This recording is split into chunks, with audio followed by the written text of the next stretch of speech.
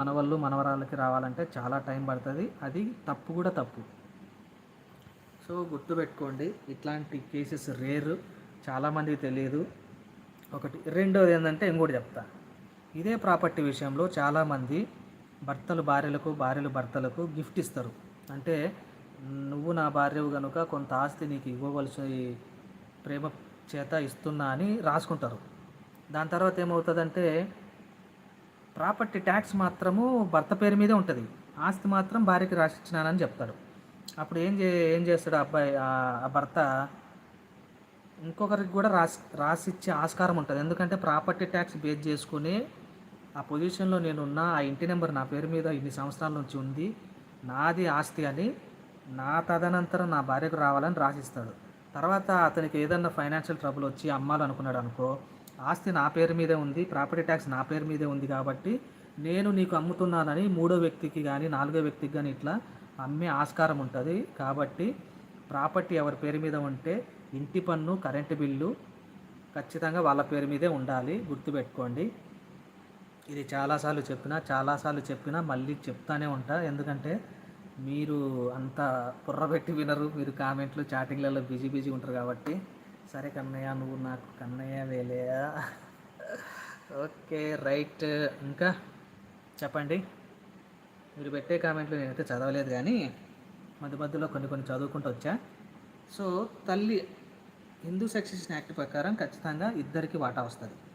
తండ్రికి కూతురులకి ఎంత, కొడుకులకి ఎంత సమానంగా హక్కు ఉందో అదే విధంగా కూతురులకు కూడా సమాన హక్కు ఉంటుంది. కొడుకు కదా అని 10 రూపాయలు ఎక్కువ ఇచ్చి కూతురికి 10 రూపాయలు తక్కువ ఇవ్వడం అనేది చట్ట పరిధిలో అయితే సమానంగానే ఉంది, కానీ బయట మాత్రమే సమానంగా లేదు. హీరో వెంకటేష్లో ఉన్నావు నువ్వు hero. Thank you Nandini, thank you. So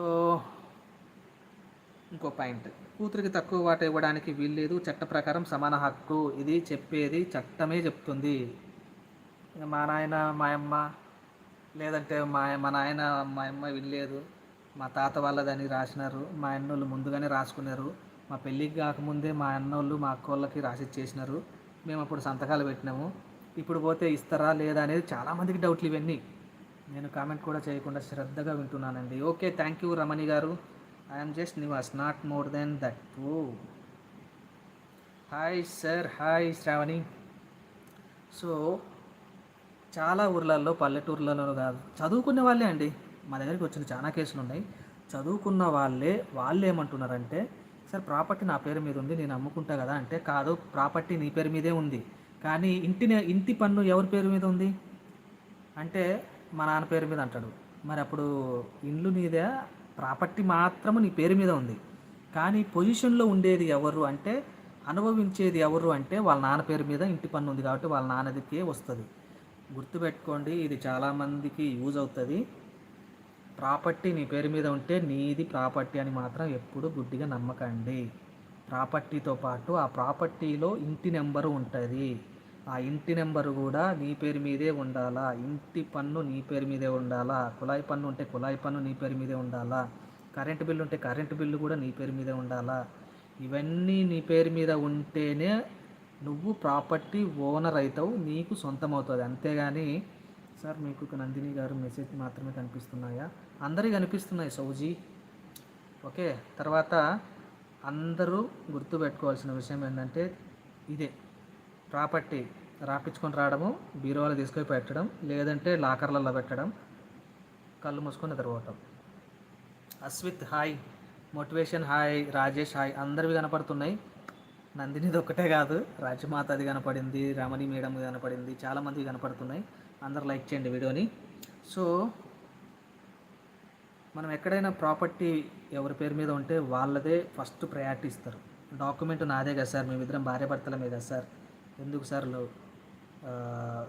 అని అంటే లీగల్గా ఇది చెల్లదు, లీగల్గా అయితే చెల్లదు. అచ్యుత్ బంగారము, నేను 2 పనులు చేస్తున్నాను మళ్ళీ ఎప్పటికీ చెప్తారు లాయర్ కన్నయ్య. మేడం ఆల్రెడీ లైవ్లో ఉన్నట్టుంది, అందుకే 2 పనులు అంటుంది. లైక్ చేయండి ఫాస్ట్గా స్క్రీన్ పైన. సార్ నా కామెంట్ కనపడలేదా? లోకేశ్వరి కనపడిందమ్మా, కనపడుతున్నాయి, అందరి కామెంట్లు కనపడుతున్నాయి, ఒక్కరివి కాదు 15 మెంబర్స్ ఉన్నారు, అందరివి కనపడుతున్నాయి. లైక్ చేయండి వీడియోని. ఓకే, సో 5 మినిట్స్ అయింది. 5 మినిట్స్ ఇది